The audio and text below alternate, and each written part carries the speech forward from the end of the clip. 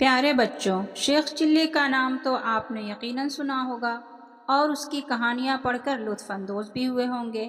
آج ہم اس کی حماقت سے بھرپور کہانی سناتے ہیں۔ کسی گاؤں میں ایک بڑھیا رہتی تھی جس کا ایک ہی بیٹا تھا، جس کا نام چلی تھا۔ وہ بہت کام چور، بے وقوف، سست اور کاہل تھا۔ اسے بس ایک ہی کام آتا تھا، شیخی بگھارنے کا۔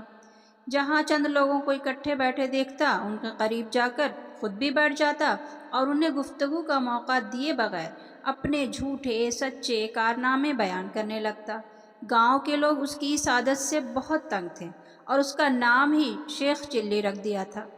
وہ اپنے نام کی طرح بڑے بڑے خیالی منصوبے بناتا لیکن کسی پر عمل نہیں کرتا۔ ایک دن اس کے خیالی پلاؤ پکانے کی عادت سے چڑ کر ایک شخص نے اس سے کہا، شیخ صاحب، آپ اتنے بڑے منصوبے کیوں بناتے ہیں؟ آپ نے ایک ہفتے بعد تو اس دنیا سے کوچ کر جانا ہے، اپنی موت کا خیال کریں۔ یہ سننا تھا کہ بے وقوف شیخ چلی کو ایک ہفتے بعد اپنی موت کا یقین ہو گیا اور اس نے اس کی تیاری شروع کر دی۔ پہلے اس نے قبر کھدوائی اور اس میں جا کر لیٹ گیا۔ 6 دن گزر گئے، کچھ نہ ہوا۔ 7ویں روز شیخ چلی نے سوچا کہ اس شخص کے بتائے ہوئے ایک ہفتے کا آخری دن ہے، شاید اب موت کا فرشتہ آنے والا ہے۔ وہ یہ سوچ ہی رہا تھا کہ اس کے کان میں آواز پڑی، اگر کوئی اللہ کا نیک بندہ انڈے کی ٹوکری میرے گھر پہنچا دے تو میں اسے اجرت میں 1 اشرفی دوں گا۔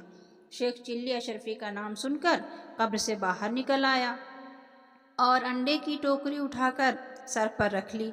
یہ دیکھ کر ٹوکری کے مالک نے کہا، شیخ صاحب، ذرا سنبھل کر لے جانا، انڈے ٹوٹنے نہ پائیں، ورنہ 1 دمڑی بھی نہیں دوں گا، الٹا ہرجانہ لے لوں گا۔ شیخ چلی بڑے غرور سے بولا، میاں صاحب، میں شیخ چلی ہوں، کوئی چھوٹا موٹا شخص نہیں ہوں، پورا گاؤں مجھے جانتا ہے۔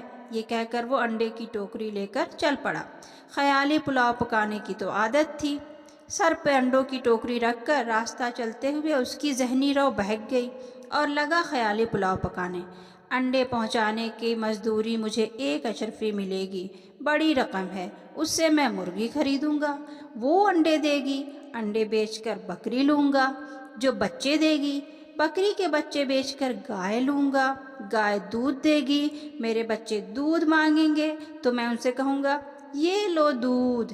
اتنا کہتے ہوئے اس نے ٹوکرا پکڑے دونوں ہاتھ ہٹا لیے، جس کی وجہ سے وہ زمین پر گر پڑا اور سارے انڈے ٹوٹ گئے۔ انڈے کے مالک نے جب یہ منظر دیکھا تو وہ آہ و بکا کرتے ہوئے بولا، ہائے میرے انڈے۔ دوسری طرف شیخ چلی روتے ہوئے دہائی دے رہا تھا، ہائے میرے بچے۔ دونوں کی آہ و زاری سن کر لوگ جمع ہو گئے اور شیخ چلی کی بات سن کر اسے بابر کرایا کہ تمہاری تو شادی بھی نہیں ہوئی، بچے کہاں سے آ گئے جو تم رو رہے ہو؟ ہاں، انڈوں کے مالک کا تم نے جو نقصان کیا ہے اس کا ہرجانہ تمہیں دینا پڑے گا۔ بات شیخ چلی کی ماں تک پہنچی۔ اس نے وہاں آ کر ہرجانے کی رقم ادا کر کے شیخ چلی کی گلو خلاصی کرائی۔